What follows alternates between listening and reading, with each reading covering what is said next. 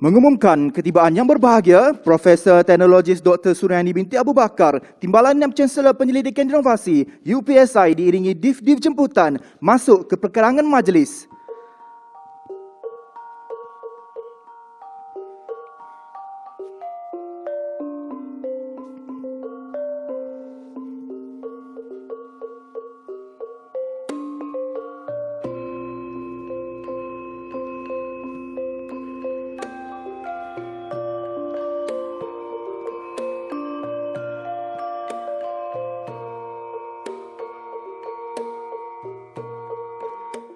Hadirin diminta untuk terus berdiri bagi menyanyikan lagu Negaraku dan Ibu Kandung Sulu Budiman.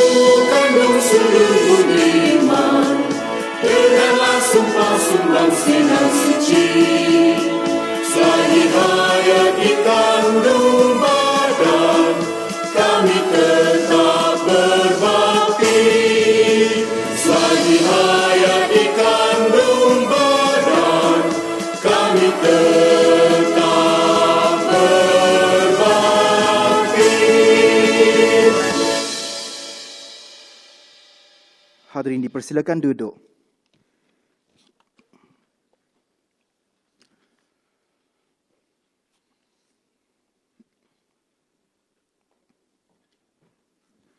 Assalamualaikum warahmatullahi wabarakatuh dan salam sejahtera. Sayang kumbang mencari makan, terbang seiring di tepi kali. Selamat datang kami ucapkan, moga diiringi restu ilahi. Bismillahirrahmanirrahim.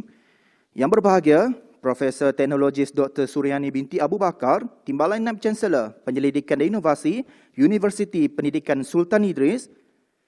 Yang berusaha, Profesor Datuk Dr. Mat Amin bin Maktaf, Naib Chancellor Universiti Pendidikan Sultan Idris yang turut bersama dengan kita pada hari ini secara atas talian.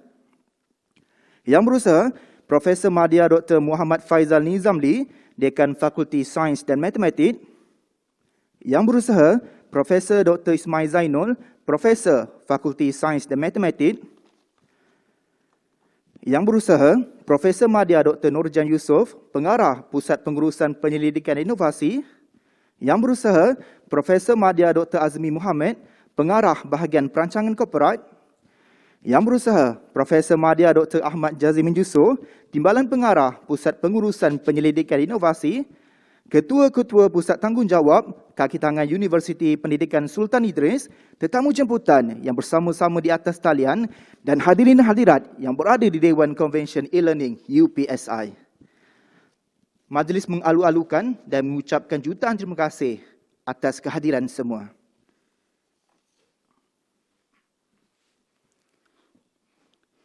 Kalau pergi ke Tanjung Keramat, anak manis jangan diangkat. Bersama kita memohon rahmat, moga majlis mendapat berkat. Majlis mempersilakan Saudara Ustaz Azizi bin Muhammad Hussein daripada Pusat Islam UPSI untuk memimpin bacaan doa. Dipersilakan.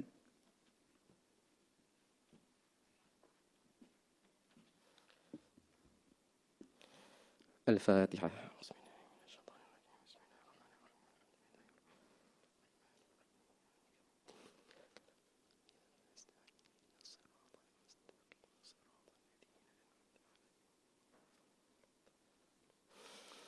Bismillahirrahmanirrahim. Alhamdulillahi Rabbil Alamin. Wassalatu wassalamu ala ashrafil anbiya'i wal mursalin.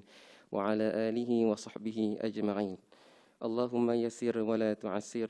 Fa inna taysirika alayka yasir. Allahumma la yahtaju ila al-bayani wa tafsir. Hajatuna kathir. Wa anta alimun wa khabir. Ya Allah, ya Tuhan kami, dengan sifat keagungan-Mu serta kebesaran-Mu, bersempena dengan program Syarahan Perdana Pelantikan Profesor Dr. Suriani Binti Abu Bakar pada hari ini, kami sekalian hamba-Mu merafak tangan dengan penuh kerendahan hati agar Engkau curahkan nikmat yang berterusan kepada kami. Engkau kurniakanlah petunjuk kepada kami bagi mencapai keredaan-Mu. Engkau jauhkanlah kami dari segala musibah dan mara bahaya, serta ampunilah dosa-dosa kesalahan yang kami lakukan, sama ada yang tersembunyi maupun yang nyata. Ya Allah, dengan sifat kasih sayang-Mu, bersempena dengan program bermanfaat ini, tanamkanlah sifat-sifat terpuji dalam diri kami agar terbina kecintaan kami kepada ilmu dan budaya kerja yang berkualiti menjadi amalan kami, supaya dengan itu kami sentiasa berusaha melakukan penambahbaikan demi kebaikan dunia dan akhirat.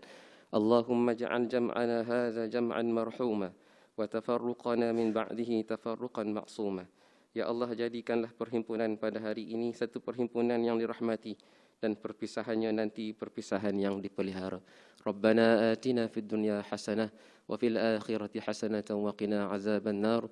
Wa sallallahu ala sayyidina Muhammadin wa ala alihi wa sahbihi wa sallam. Walhamdulillahi rabbil alamin.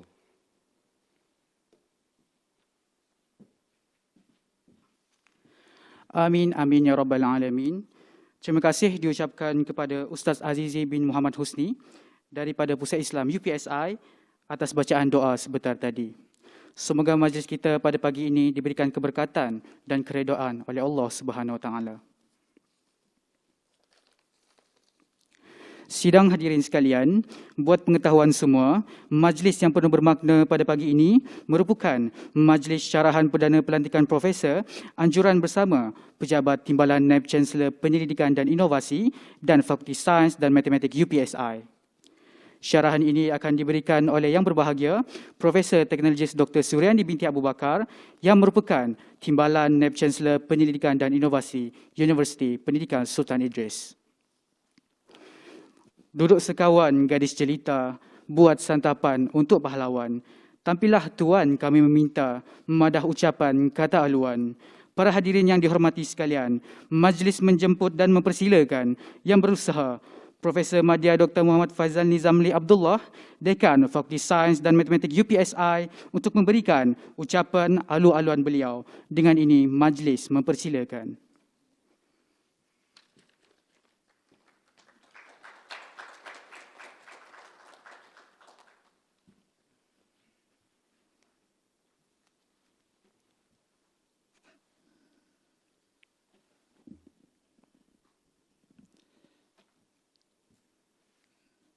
Assalamualaikum warahmatullahi wabarakatuh dan salam sejahtera.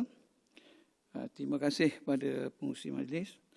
Yang berusaha Profesor Datuk Dr. Muhammad Amin Maktaf, Naib Chancellor Universiti Pendidikan Sultan Idris yang juga hadir dalam talian.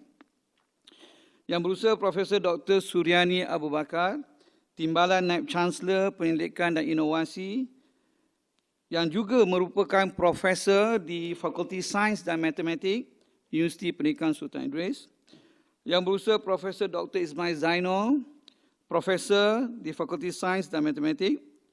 Yang berusaha Profesor Maya Dr. Nurjan Yusof, Pengarah Pusat Pengurusan Pendidikan dan Inovasi. Yang berusaha Profesor Maya Dr. Azmi Muhammad, Pengarah Bahagian Perancangan Korporat. Yang berusaha Profesor Maya Dr. Ahmad Jazimin Yusof, Timbalan Pengarah Pusat Pengurusan Pendidikan dan Inovasi. Ketua-ketua Pusat Tanggungjawab, Kaki Tangan Universiti Pendidikan Sultan Idris, tetamu jemputan yang bersama-sama di atas talian dan hadirin hadirat yang berada di Dewan Konvensyen E-Learning UPSI. Alhamdulillah, syukur kita kehadrat Allah Subhanahu Wa Taala kerana dengan limpah kurnianya dapat kita meluangkan masa menghadiri majlis syarahan perdana pada pagi ini yang akan disampaikan oleh Yang Berusaha Profesor Teknologi Spesialis Dr. Suriani Abu Bakar. Saya mengucapkan jutaan terima kasih kepada semua tetamu jemputan yang sudi hadir di Dewan Konvensyen E-Learning ini dan juga secara maya di platform Facebook Live Universiti Pendidikan Sultan Idris dan pejabat TNCPI. Seterusnya, izinkan saya memperkenalkan seberingkas Profesor Teknologi Spesialis Dr. Suriani Abu Bakar sebagai ahli akademik Fakulti Sains dan Matematik Universiti Pendidikan Sultan Idris. Setelah tamat kursus sarjana, Profesor Dr. Suriani telah ditawarkan jawatan sebagai pensyarah di UPSI pada tahun 2006 yang sebelumnya menjawat jawatan tutor. Karier sebagai pensyarah bermula dengan melakukan pelbagai tugasan seperti pengajaran, penyelidikan, penerbitan dan lain-lain.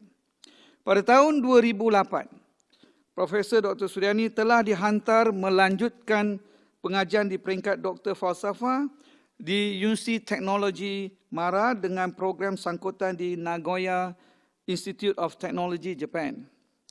Sewaktu menjalani pengajian PhD ini, Profesor Dr. Suriani menjalinkan kolaborasi bersama ramai penyelidik yang hebat. Antara penemuan hebat beliau adalah vertically aligned carbon nanotube dan dari minyak kelapa sawit yang kemudiannya telah diterbitkan dalam jurnal Q1 Elsevier. Untuk pengetahuan semua, penemuan ini adalah yang pertama seumpamanya dari Malaysia. Penemuan ini kemudiannya telah membuka pelbagai peluang lain dan melonjak nama beliau dalam bidang fizik nano, teknologi nano dan elektronik nano. Bidang kepakaran dan penyelidikan Profesor Dr. Suriani tertumpu kepada penghasilan bahan nano berasaskan karbon seperti graphene dan aplikasinya dalam peranti elektronik. Melalui penyelidikan yang dihasilkan, beliau telah menerbitkan lebih daripada 211 artikel berindeks Scopus dengan H-index Scopus melebihi 24. Citasi melebihi 1,874 dan faktor impak kumulatif bagi semua penerbitan melebihi 200. Melalui pendidikan berasaskan bahan termaju dan nanoteknologi, Profesor Dr. Suriani Abu Bakar telah berjaya memenangi beberapa anugerah penyelidikan yang sekaligus telah berjaya melonjakkan nama Fakulti Sains dan Matematik dan Universiti Pendidikan Sultan Idris. Antara anugerah yang berjaya dimenangi oleh Profesor Dr. Suriani ialah anugerah L'Oreal UNESCO for Women in Science National Fellowship 2013. Beliau juga menerima anugerah Young Researcher Award in Solid State Science and Technology 2016 dari Malaysian Solid State Science and Technology Society dan mewakili Malaysia dalam The Asian US Science Prize for Women 2019.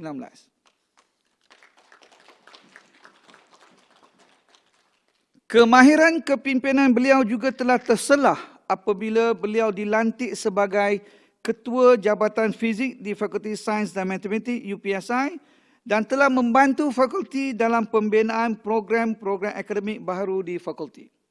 Seterusnya, beliau terus mengorak langkah menyumbang kepakaran kepada UPSI apabila dilantik sebagai pengarah di Pejabat Karang Mengarang. Pihak universiti juga telah memberi kepercayaan kepada beliau sebagai Ketua Editor bagi Jurnal Educatum Science, Matematik dan Teknologi. Dan kini beliau berkhidmat sebagai Timbalan Naib Chancellor Penyelidikan dan Inovasi dengan agenda membawa UPSI cemerlang dan gemilang dalam 5P yang meliputi penyelidikan, penerbitan, perundingan, pengkomersialan dan penarafan. Selain itu, beliau turut diberi kepercayaan oleh pihak Kementerian Pengajian Tinggi untuk mengetuai program Festival of Ideas dan beberapa program di peringkat nasional. Di peringkat antarabangsa pula, beliau turut dilantik sebagai pengerusi jawatan kuasa penyelidikan bagi KPU, the Consortium of Asia Pacific Education Universities. Kami bagi pihak fakulti dan warga UPSI amat berbangga dengan pencapaian cemerlang serta kepimpinan melalui teladan yang telah ditunjukkan oleh Profesor Dr. Suriani Abu Bakar. Diharapkan dengan semangat dan komitmen beliau dalam pengembangan ilmu sains dan teknologi melalui penyelidikan mampu mengetengahkan penyelidikan yang dapat membawa manfaat kepada warga UPSI, komuniti setempat dan negara. Diharap Profesor Dr. Suriani dapat terus membawa nama universiti ke peringkat lebih tinggi dengan pelbagai pencapaian di peringkat kebangsaan dan antarabangsa.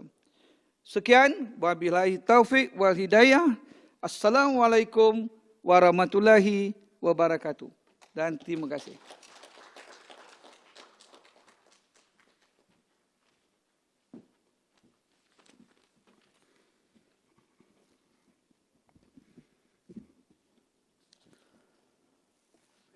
Terima kasih diucapkan kepada Yang Berusaha Profesor Madya Dr. Muhammad Faizal Nizamli bin Abdullah atas ucapan sebentar tadi.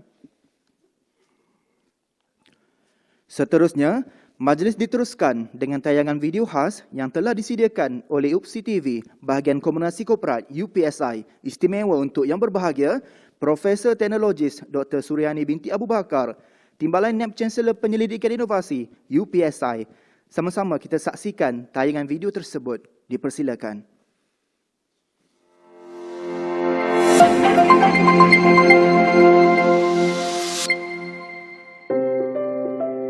Profesor Dr. Suriani Abu Bakar dilahirkan pada 27 September 1980 di Jalan Permatang Serai, Merlimau, Melaka, Bandaraya bersejarah. Anak kepada pasangan Abu Bakar bin Leman dan Rogayah Othman adalah anak keempat dari 5 beradik. Beliau mendapat pendidikan awal pada usia 5 tahun di Tadika Kemas, Merlimau. Sejak kecil, Suriani sering mengikuti ibu dan ayah melakukan aktiviti perniagaan dan ini mendedahkan beliau dengan kepantasan kiraan matematik, sifat kreatif dan inovatif serta kemahiran teknologi di dalam kehidupan harian. Maka, lahirlah rasa cinta kepada ilmu matematik dan sains dalam jiwa beliau. Beliau mendapat pendidikan darjah 1 hingga 6 di Sekolah Kebangsaan Merlimau 2 dan memegang pelbagai jawatan seperti penolong ketua kelas, pengawas sekolah dan penolong ketua pengawas. Beliau menjadi pelajar contoh dan kegemaran semua guru kerana sifatnya yang ramah, rajin belajar dan ringan tulang. Pada tahun 1992, beliau menjadi kebanggaan sekolah apabila mendapat kelulusan penuh 4A dalam UPSR dan ditawarkan ke sekolah idaman beliau, Sekolah Menengah Agama Syarifah Roziah Melaka. Sekolah ini menempatkan pelajar-pelajar cemerlang dari seluruh negeri Melaka. Persaingan belajar amat sengit dan mendorong Suriani untuk kekal cemerlang. Kehidupan berasrama mengajar Suriani untuk berdikari dan menjadi insan yang patuh dan berintegriti dalam kehidupan. Dengan keputusan PMR yang cemerlang, Suriani melangkah ke Sekolah Menengah Sains Muar Johor dan berterusan mengekalkan kecemerlangan akademik. Beliau menyandang pelbagai jawatan dan terpilih mewakili pasukan negeri Johor dalam pertandingan debat sehingga mara ke pertandingan akhir forum yang berlangsung di Kota Kinabalu, Sabah. Pengalaman ini melatih Suriani menjadi seorang yang banyak membaca, kritis, pantas, tepat dan tekun dalam mencapai kejayaan. Beliau kemudiannya melanjutkan pengajian dalam bidang sarjana muda sains fizik di Universiti Teknologi Malaysia, Skudai. Ini membuka peluang untuk beliau meneroka dan mendalami minatnya dalam pelbagai ilmu fizik seperti sains bahan, mekanik, elektrik, elektronik dan lain-lain. Beliau sering mendapat anugerah dekan dan bergraduat dengan CGPA melebihi 3.50. Suriani melangkah ke peringkat sarjana di universiti yang sama di bawah program saintis cemerlang beserta program sangkutan di University of Bristol. Program mod penyelidikan ini mendedahkan Suriani kepada kaedah penyelidikan dan kerja makmal fizik dengan bimbingan oleh Profesor Dr. Samsudi Sakrani. Kursus 4 semester ini dihabiskan 3 semester di UTM dan 1 semester di University of Bristol, England. Seterusnya, Suriani mengorak langkah sebagai tutor dan menjadi pensyarah di UPSI pada tahun 2006 dengan melakukan pelbagai tugasan merangkumi pengajaran, penyelidikan, penerbitan dan lain-lain. Pada tahun 2008, beliau melanjutkan pengajian di peringkat Doktor Falsafah di Universiti Teknologi Mara dengan program sangkutan di Nagoya Institute of Technology, Japan dan didedahkan dengan ramai penyelidik hebat yang kemudiannya menjadi rakan kolaborasi. Antara penemuan hebat beliau adalah Vertically Aligned Carbon Nanotubes VACNT dari minyak kelapa sawit. Ia kemudiannya diterbitkan dalam jurnal Q1 Elsevier. Ini merupakan penemuan pertama dari Malaysia dan sekaligus membuka pelbagai peluang lain serta melonjakkan nama Suriani dalam bidang fizik nano, teknologi nano dan elektronik nano. Banyak hasil kerja beliau sewaktu PhD kemudiannya membawa kepada kejayaan dan anugerah lain kerana ia berkualiti tinggi, diiktiraf dunia serta dapat dimanfaatkan. Hasil kerja yang berkualiti memudahkan Suriani menulis jurnal, mendapatkan geran dan memenangi anugerah di peringkat kebangsaan dan antarabangsa sehingga dinobatkan sebagai penerima anugerah penyelidik cemerlang semasa Convocation PhD UiTM pada tahun 2012 serta pelbagai anugerah lain. Bidang kepakaran dan penyelidikan Profesor Dr. Suriani tertumpu kepada penghasilan bahan nano berasaskan karbon seperti Graphene dan aplikasinya dalam peranti elektronik. Melalui penyelidikan yang dihasilkan, beliau menerbitkan lebih daripada 175 artikel berindeks Scopus dengan H-index Scopus melebihi 19, sitasi melebihi 1280 dan faktor impak kumulatif bagi semua penerbitan melebihi 200. Melalui penyelidikan berasas bahan termaju dan nanoteknologi, Profesor Dr. Suriani Abu Bakar berjaya memenangi beberapa anugerah penyelidikan yang sekaligus melonjakkan nama Universiti Pendidikan Sultan Idris. Antara anugerah yang berjaya dimenangi oleh Profesor Dr. Suriani ialah Anugerah L'Oreal UNESCO for Women in Science National Fellowship 2013. Program ini adalah satu pengiktirafan dan penghargaan kepada penyelidik wanita yang cemerlang di Malaysia. Geran sebanyak RM20,000 Malaysia turut diberikan kepada beliau untuk menjalankan penyelidikan berkaitan penghasilan bahan grafin untuk dapat digunapakai dalam banyak aplikasi peranti elektronik. Beliau juga penerima anugerah Young Researcher Award in Solid State Science and Technology 2016 dari Malaysian Solid State Science and Technology Society dan mewakili Malaysia dalam The ASEAN US Science Prize for Women 2019. Lain-lain kejayaan yang beliau kecapi termasuk pingat emas dan perak dalam pertandingan penyelidikan seperti Pencipta, MTE, ITEX dan Geneva International Exhibition of Inventions. Beliau turut menerima pelbagai geran penyelidikan antarabangsa, di antaranya Geran Penyelidikan Tiwas Comstack Itali, Kurita Water and Environment Foundation Japan dan Malaysia Torre Science Foundation sebagai penyelidik utama. Beliau pernah menyandang jawatan pengarah di Pejabat Karang Mengarang, Ketua Jabatan Fizik Fakulti Sains dan Matematik UPSI dan fellow penyelidik di beberapa pusat penyelidikan.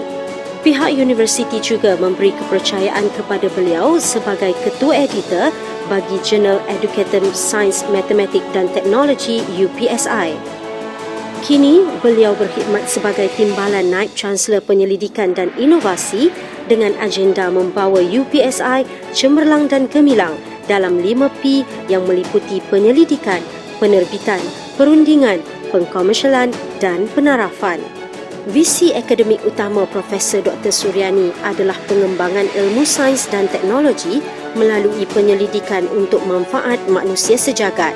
Beliau juga berhasrat agar mampu membawa nama Universiti ke peringkat lebih tinggi dengan pelbagai pencapaian di peringkat kebangsaan dan antarabangsa.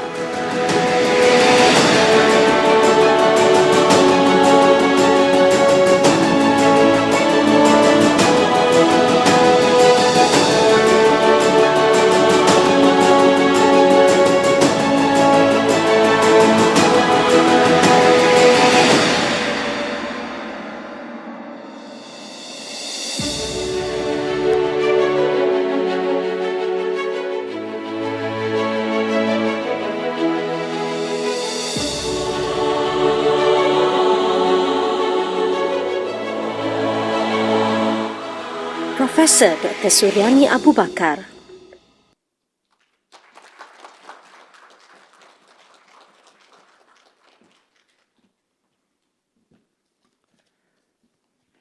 Terima kasih diucapkan kepada UPSI TV bahagian komunikasi korporat UPSI atas tayangan video yang penuh bermakna sebentar tadi.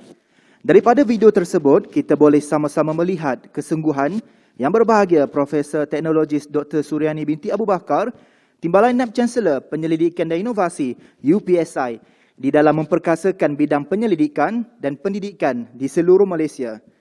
Kecemerlangan yang dikecapi beliau daripada kecil sehingga kini diharap dapat menjadi inspirasi rakan akademia dan para pelajar yang lain. Pergi ke kota, beli selasih, sayang saudara, buat halwa. Berilah kata simpulan kasih, sulamkan mesra, satukan jiwa.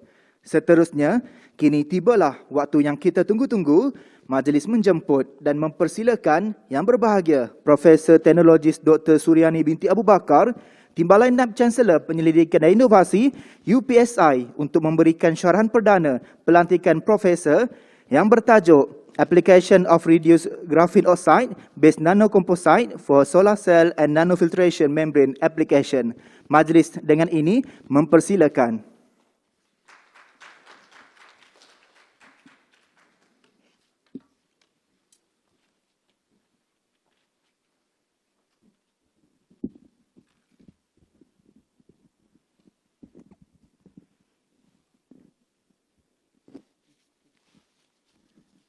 Okay, Bismillahirrahmanirrahim. Assalamualaikum warahmatullahi wabarakatuh and a very good morning to everyone. Thank you very much, Mr. Chairperson, Mr. Aiman and also Raziz, our smart and handsome Chairperson for today. Thank you very much. Yang saya hormati Vice Chancellor of UPSI, Profesor Datuk Dr. Ma'amin Maktaf, Bendahari UPSI, Tuan Haji Najib Muhammad, Dean of Faculty of Science and Matematik, Associate Professor Dr. Muhammad Faizal Nizamli Abdullah, Professor Dr. Ismail Zainul, Professor Dr. Ismail Zainul, Professor at Faculty of Science and Matematik, Director of Research, Management and Innovation Center of UPSI, Associate Professor Dr. Nurjan Yusof, Director of Strategic Department, a new department insyaAllah, Associate Professor Dr. Azmi Mohammed,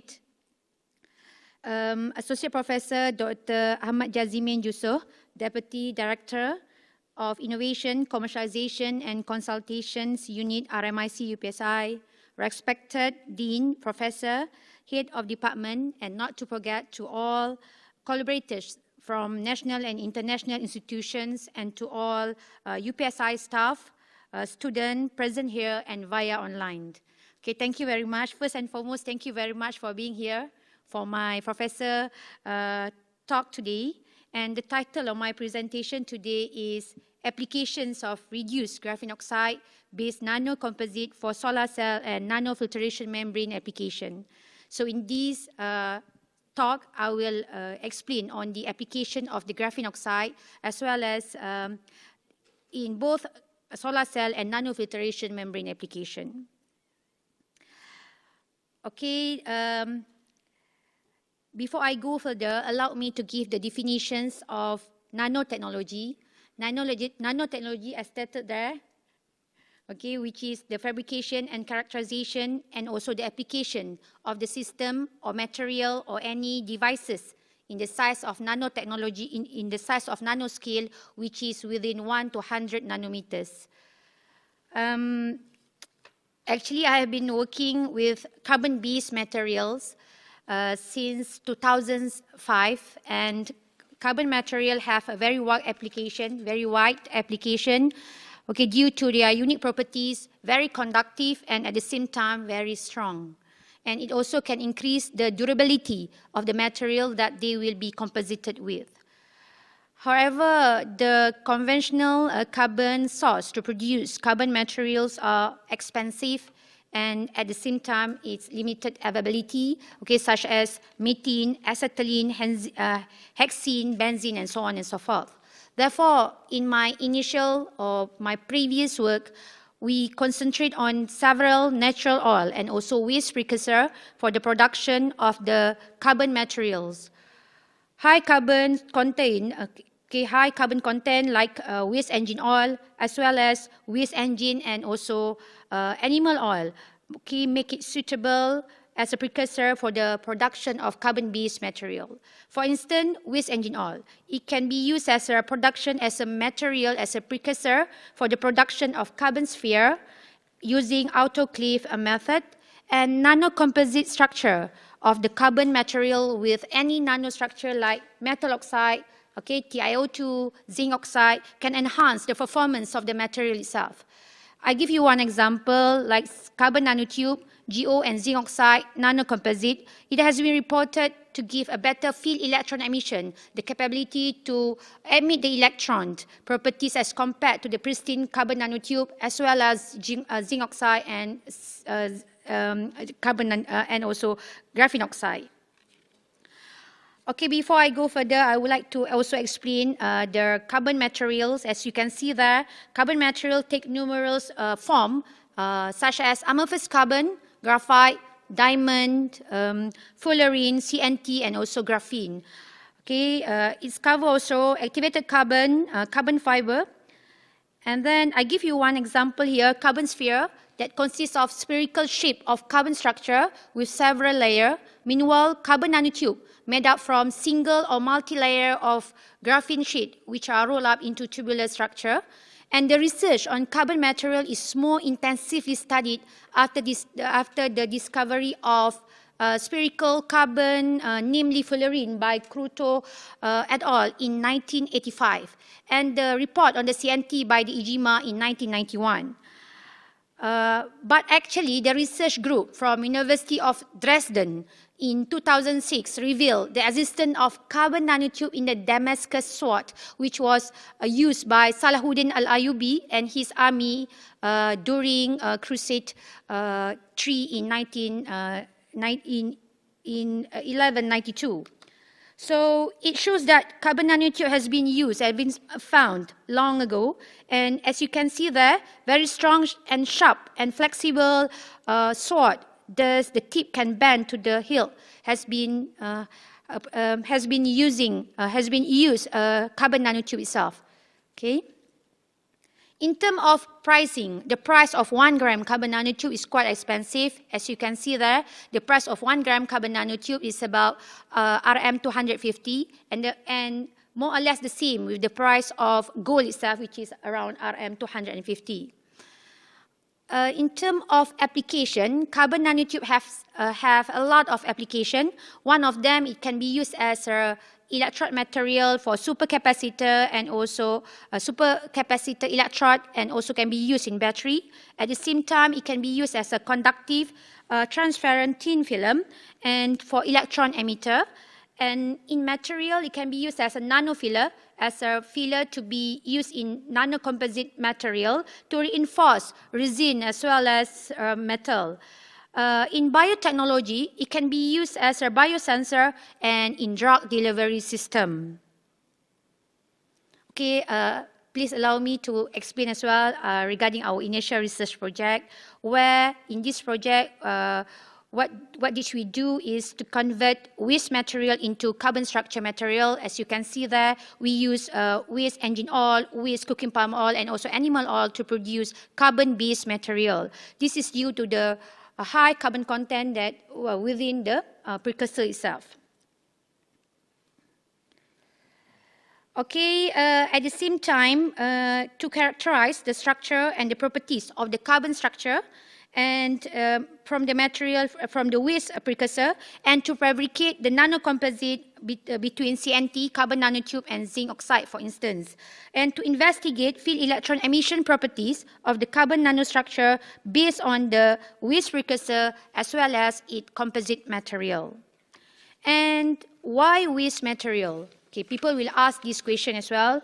And the reason why we use waste material are because they are cheap and also abundant and easily collected. And at the same time, common carbon source to produce carbon materials are expensive, like methane, acetylene, benzene, and many more.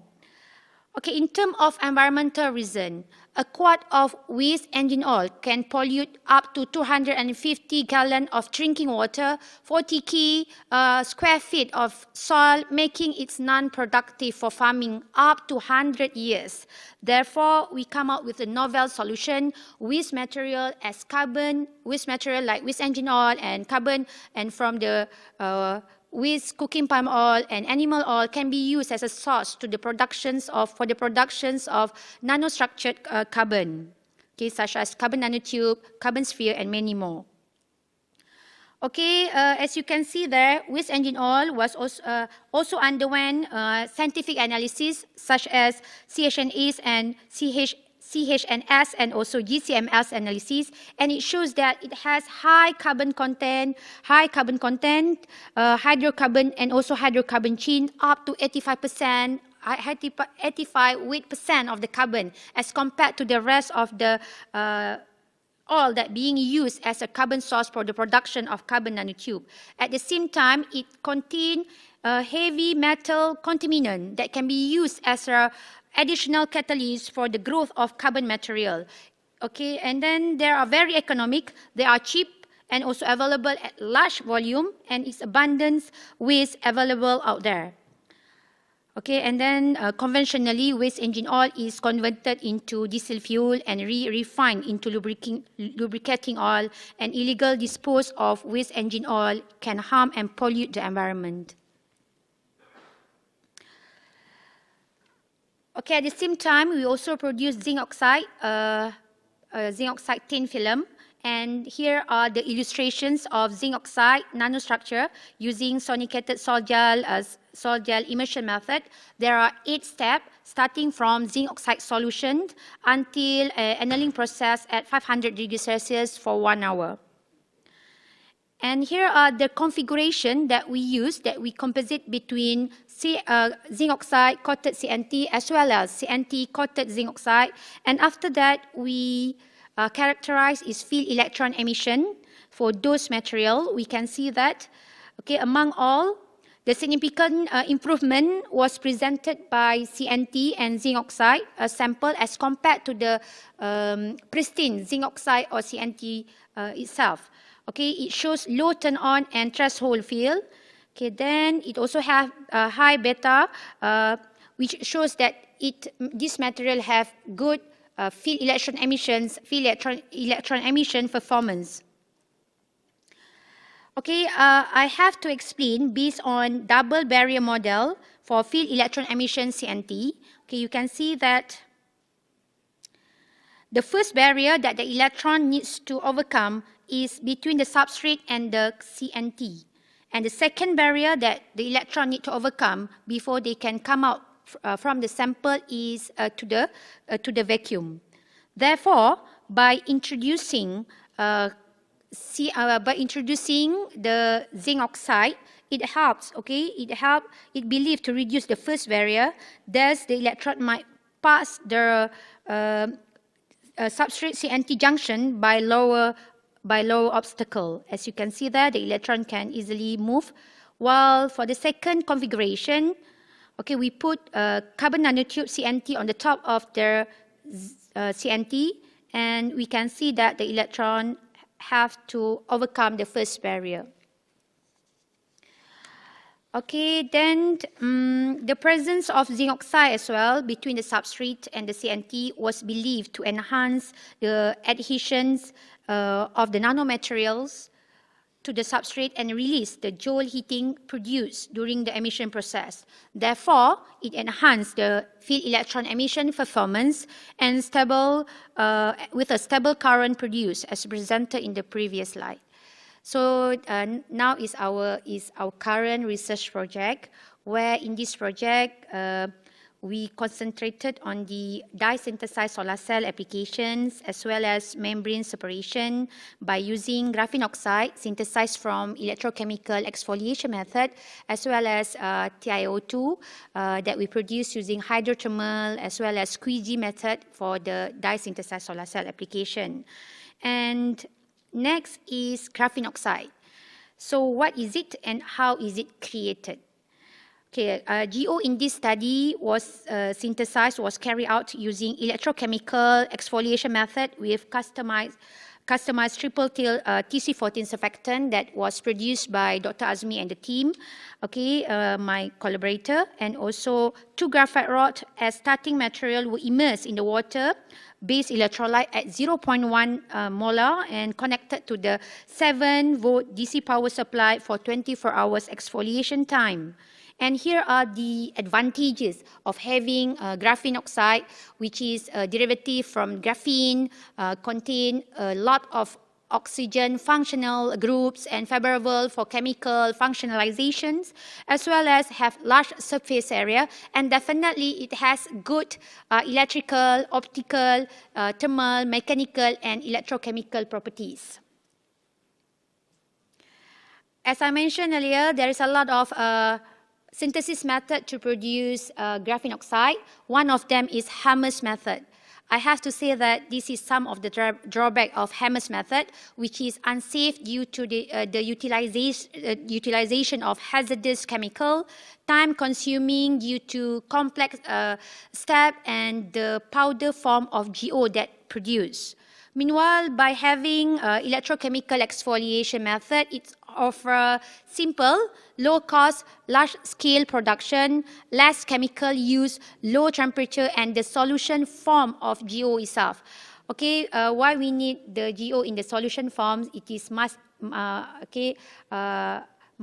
easier for the next step if you want to composite them with other polymer, for instance, and also with latex or susu getah ke, dan macam-macam lagi. Okay, then next is dye-synthesized solar cell.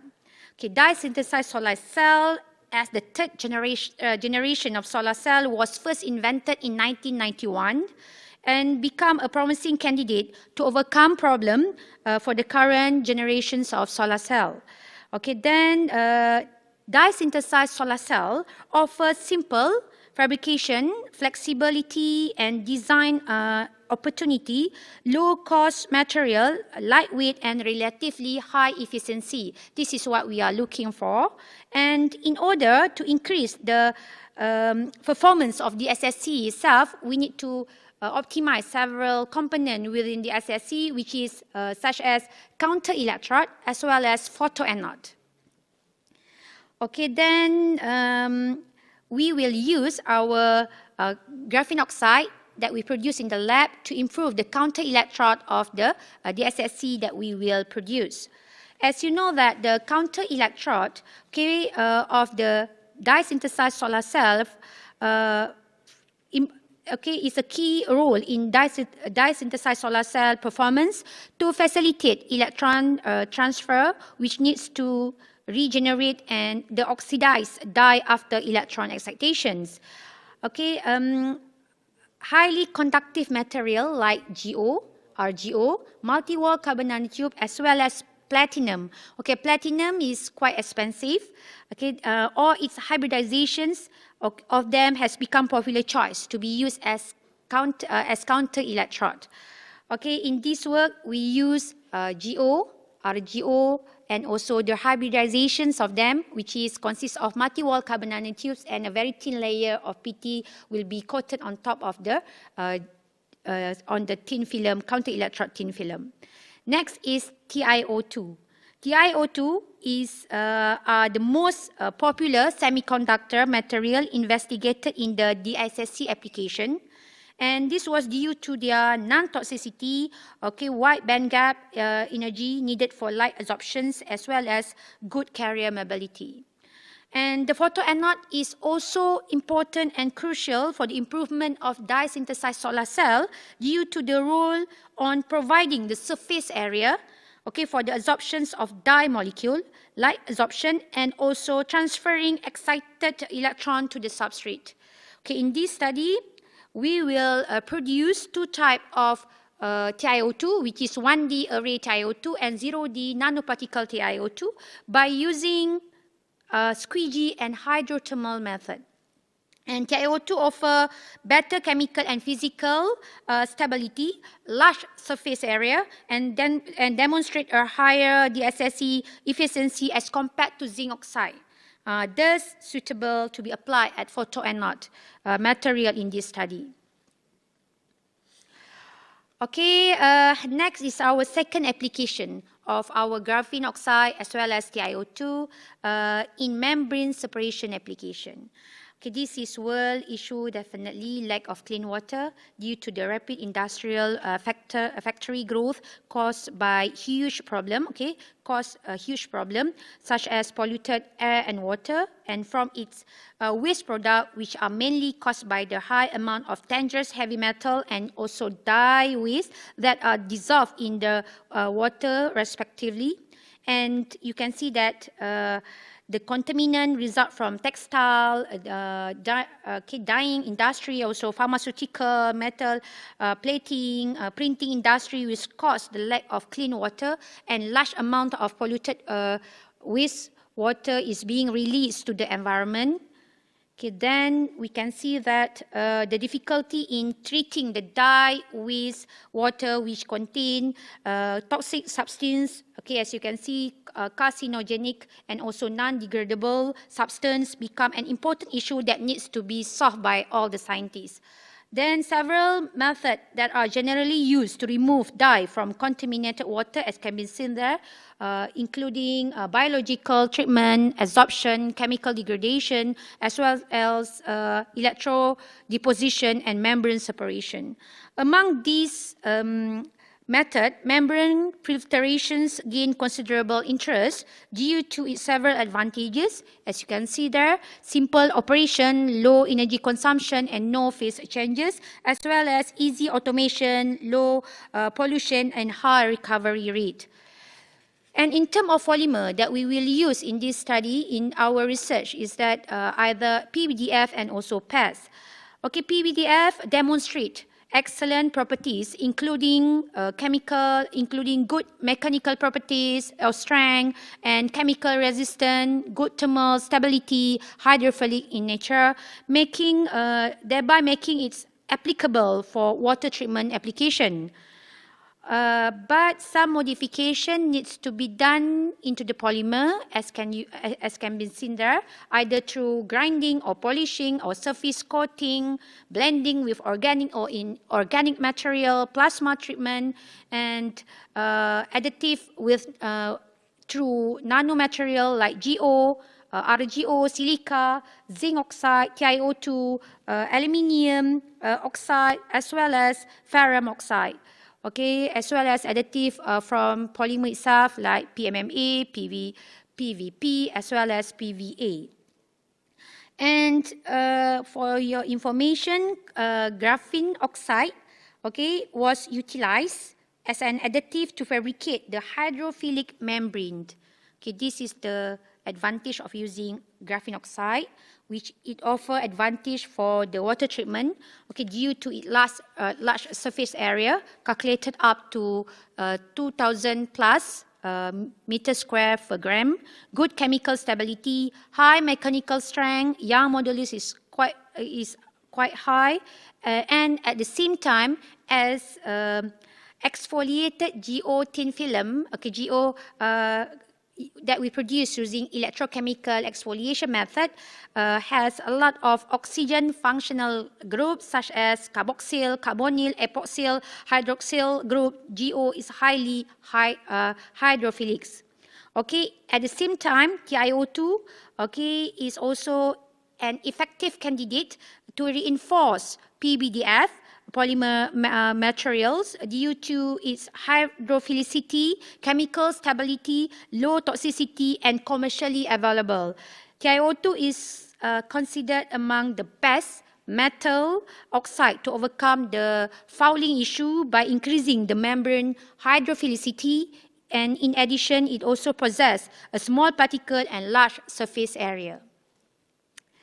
Okay, therefore, in this study, we will combine PVDF with graphene oxide that we produce in our lab, as well as TiO2 that we produce in our lab for the membrane separation application for dye rejection. And here are the objectives of this project, where we have to produce, we will produce the GO and RGO-based thin film, and its hybridization with platinum, okay, and also multi-wall carbon nanotubes for dye-synthesized solar cell applications, as well as to synthesize various kind of TiO2 nanostructure and its hybridization as photoanode thin film for dye-synthesized solar cell application.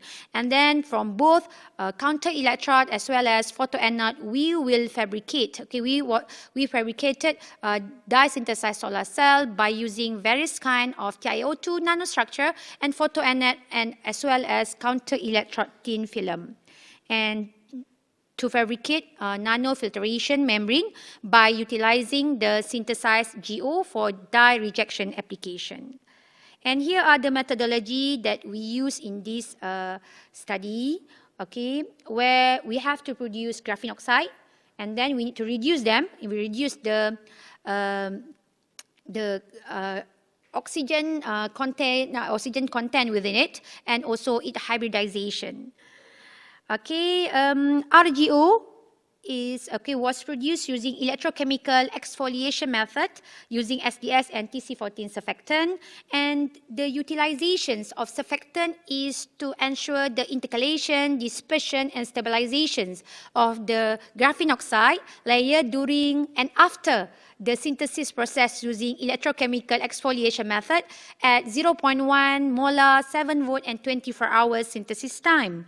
And after that, the sample need to undergo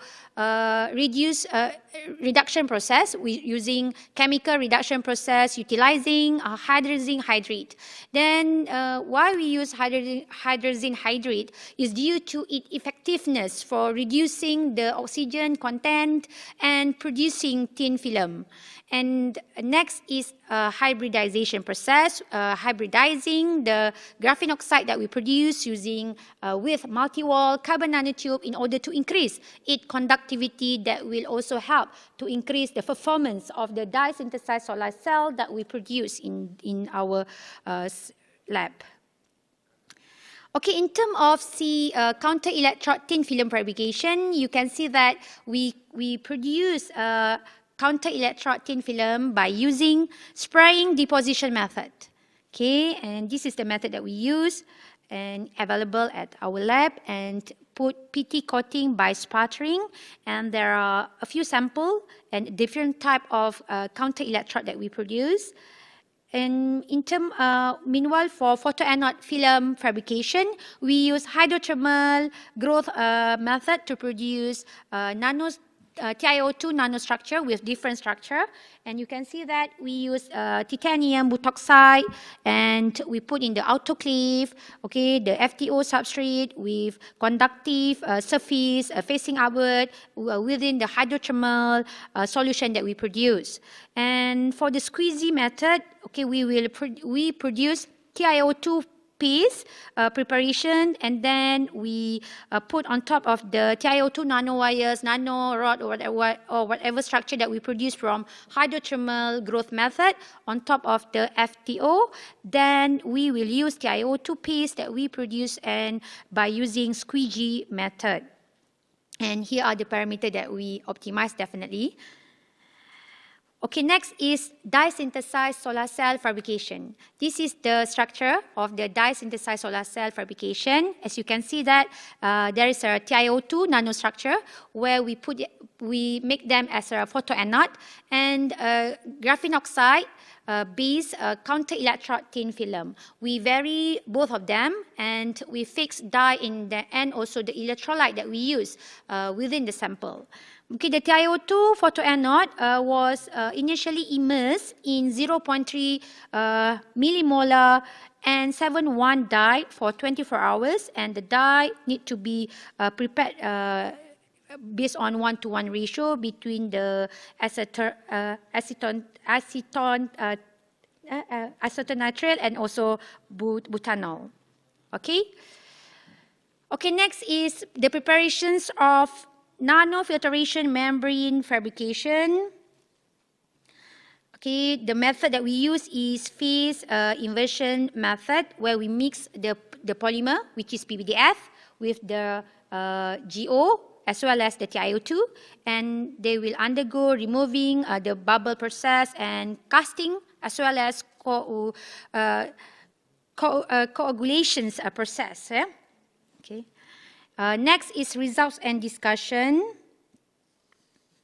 Okay, for your information, in terms of result and discussion, I would like to explain as well. We analyze both the counter-electrode that we produce using GO that we produce in our lab through electrochemical exfoliation method, and then the photoanode from the photoanode by using TiO2 with different structure.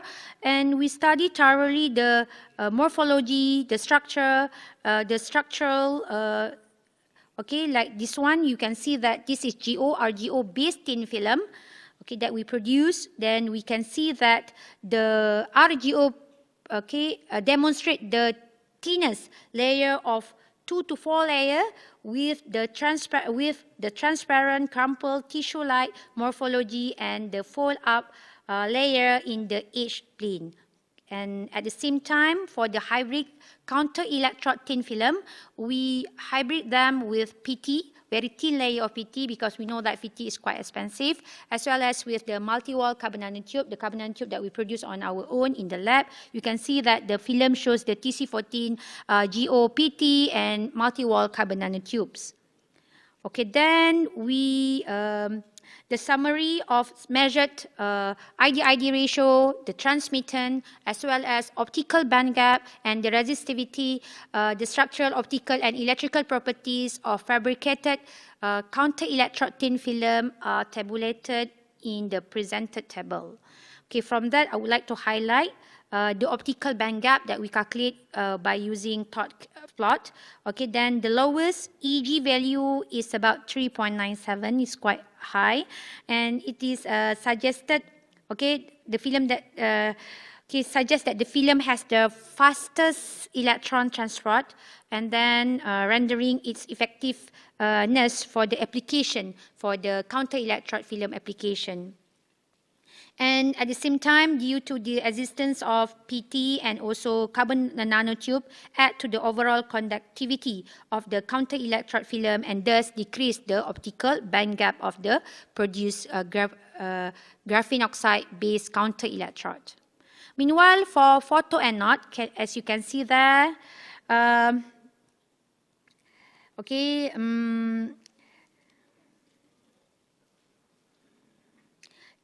this is the fabricated photoanode using various nanostructure TiO2, and the cross-section FSM image well analyzed because this will determine the significant effect toward improving the electron transport to produce high efficiency dye-synthesized solar cell that we produce.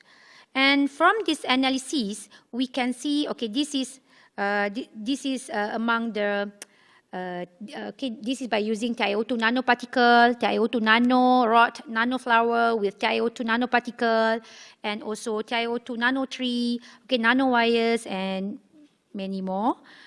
Here is the TiO2 with nanorod and nano cauliflower because the shape is more or less like cauliflower, so we name it TiO2 nanorod with nano cauliflower. And the structural and optical properties of fabricated photoanode film, we investigate its crystallinity percentage as well as transmittant and optical band gap.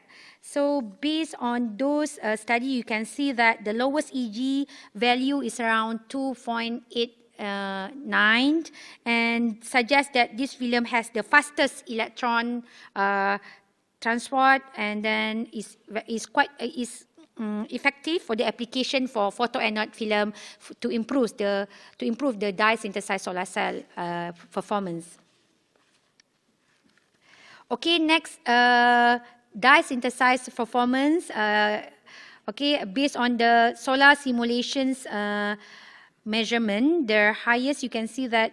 Okay, this is the analysis based on the optimization done toward the counter electrode as well as toward the photoanode that we produce in the lab.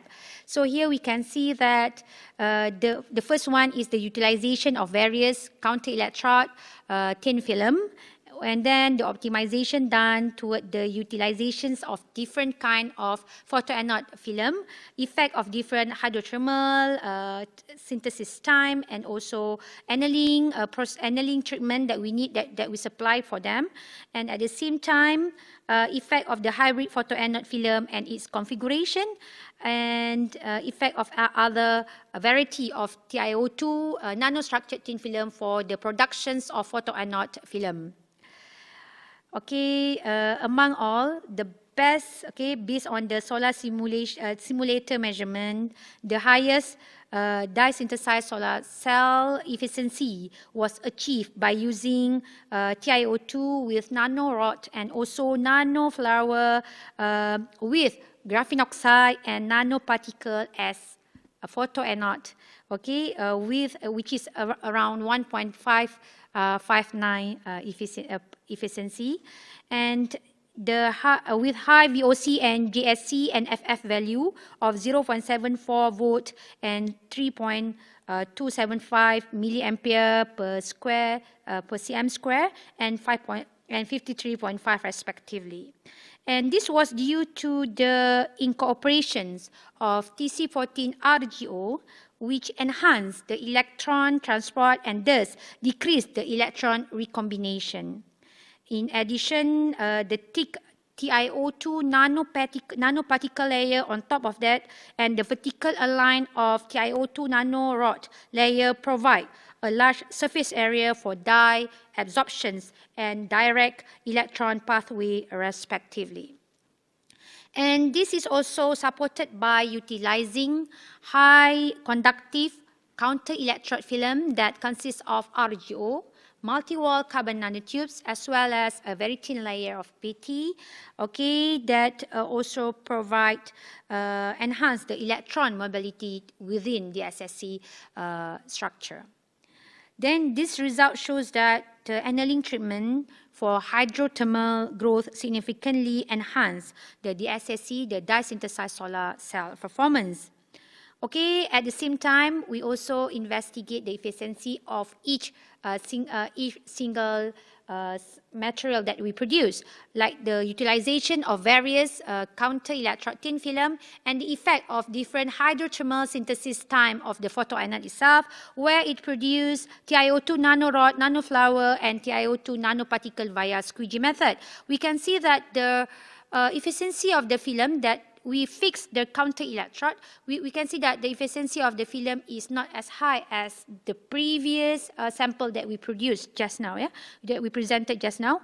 And the same goes for the effect of post annealing treatments of photoanode film, which is, this one is TiO2 nanorod, nanoflower TiO2 nanoparticle.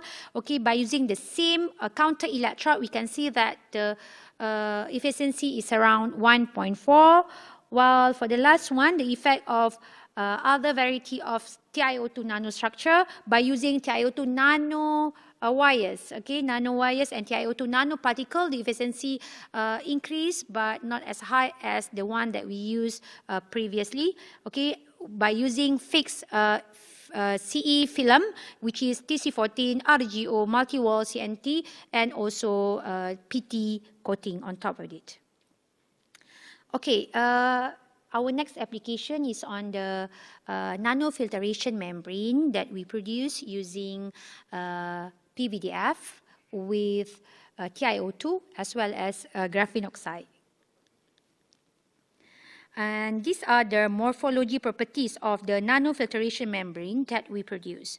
So you can see that the second structure, okay, which is the PVDF TC14GO TiO2 nanofiltration membrane, display a thin and dense skin layer with well-developed of wider and longer macrovoid structure surrounded by sponge-like layer compared to the PVDF with AOT4GO TiO2 film. Okay, membranes. So this might due to the higher GO within the sample. And as you know that it is very important to get this is very important in order to get an excellent water permeability in the sample, and high amount of GO noticeably influence the pore structure of the sample that we produce. Okay, and then the abundance of hydrophilic group of GO, oxygen functional groups, okay, increase the membrane hydrophilicity, thus accelerate the water diffusions during the exchange of non-solvent and solvent, and led to the formations of large macrovoid structure. Okay, we also did ID-ID ratio, we also did membrane Raman analysis toward the sample, and we can then the ratio can be used to investigate the defect level within the sample, and based on the calculation, we can see that the second sample have higher ID-ID ratio or higher defect level. So these result confirm that higher interactions and better GO dispersion within the sample that we produce. And okay, for the contact angle and porosity of the sample, because we need the sample to need to have low contact angle, and you can see that the sample with low contact angle is the one that we produce using TC14 GO-TiO2 PVDF, and the contact angle measurement was used to investigate the membrane surface hydrophilicity, and we can see that the lower contact angle of second sample indicates that membrane hydrophilicity improve as the amount of GO content in the PVDF TC14 GO-TiO2 membrane increase. And this was believed due to the utilizations of triple tail TC14, which provide an extra change for GO and PVDF polymer interconnection. In addition, abundance of number of oxygen, oxygen containing functional group within the graphene oxide that we produce resulted in high water molecule diffusions rate through the membrane that caused by the hydrogen bond.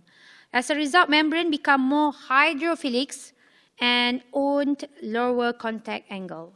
This is what we aim for, and the result is actually in good agreement with the FSM analysis that we did previously, which show bigger pore size than PVDF AOT4 GO-TiO2. And higher GO amount within the second sample lead to the higher porosity and bigger pore size, which increase the mass transfer rate between the solvent and non-solvent during phase inversions. And in addition, high membrane hydrophilicity was also increased, okay, as the contact angle decreased. Okay, next you can see that the water flux and permeability, and the second sample that we produced with high quality GO, it presented 3 times higher water permeability as compared to the first sample. And in terms of dye flux as well, okay, it also has higher flux, higher dye flux as compared to the first sample. And in terms of FRR value, we can see that it indicate high, okay, FRR value is higher, indicate good anti-falling performance. Okay, okay, as a conclusion, we can say that here are the optimum parameter that we need to optimize as well as to improve, to give the better performance of dye-synthesized solar cell in terms of its how to improve the counter electrode as well as photoanode and the hybridization of the photoanode thin film. Meanwhile, for the membrane application and the best membrane application or the optimum one with the PVDF TC14 GO and also TiO2, where it has highest water flux, water permeability, highest hydrophilicity, as well as dye flux. Okay, I would like to take this opportunity as well to thank to all my student, my master and my PhD student presented here today are Dr. Mokayana via online and also Norma Nisa, my PhD student. And I would like to share as well the achievement all made by all my students. Okay, most of them graduate on time and with special award during convocation, and they publish a lot in Q1 and Q2 high impact journal, and won many award during research exhibition. Okay, this is among the achievement of the student.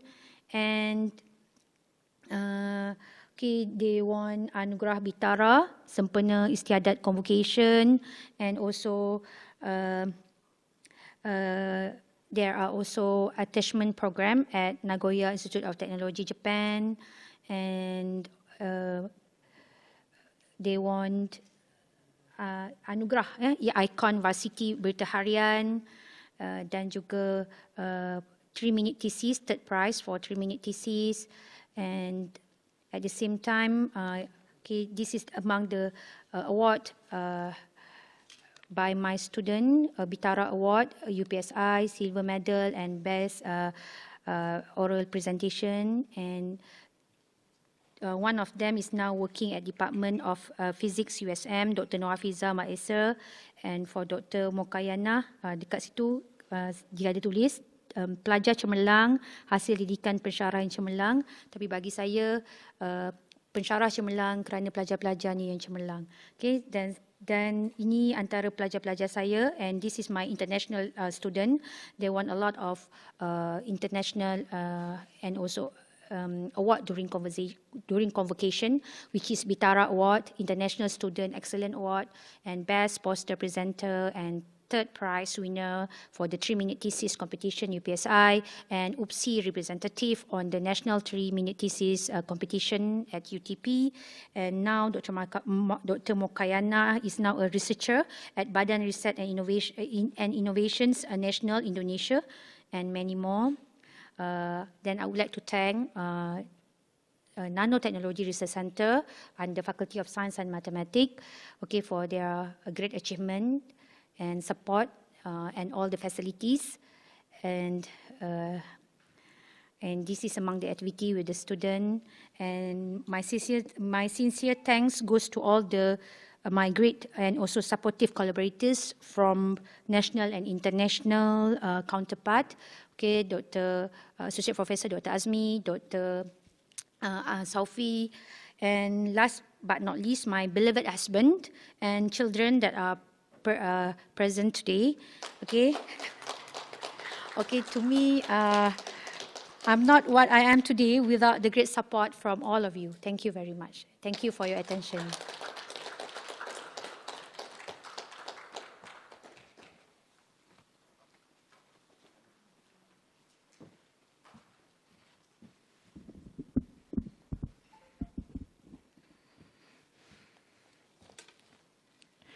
Terima kasih diucapkan kepada yang berbahagia, Profesor Teknologis Dr. Suriani Binti Abu Bakar, Timbalan Naib Chancellor Pendidikan dan Inovasi UPSI atas syarahan yang telah disampaikan tadi.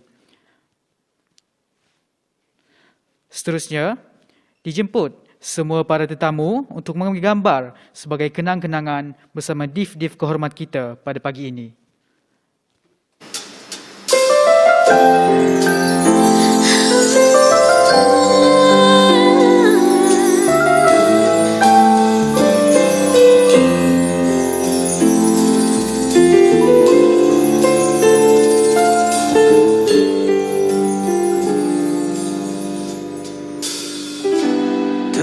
Tercipta sebuah sejarah, kehebatan gedung ilmu yang indah, sehingga melonjak tamadun dunia menjadi lanskap yang sempurna.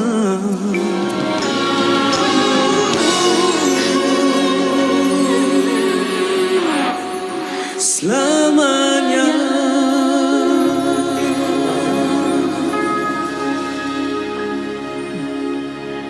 Dengan berakhirnya sesi fotografi sebentar tadi, maka berakhirlah program kita pada pagi ini. Terima kasih buat semua hadirin yang hadir bagi memeriahkan majlis kita pada pagi ini.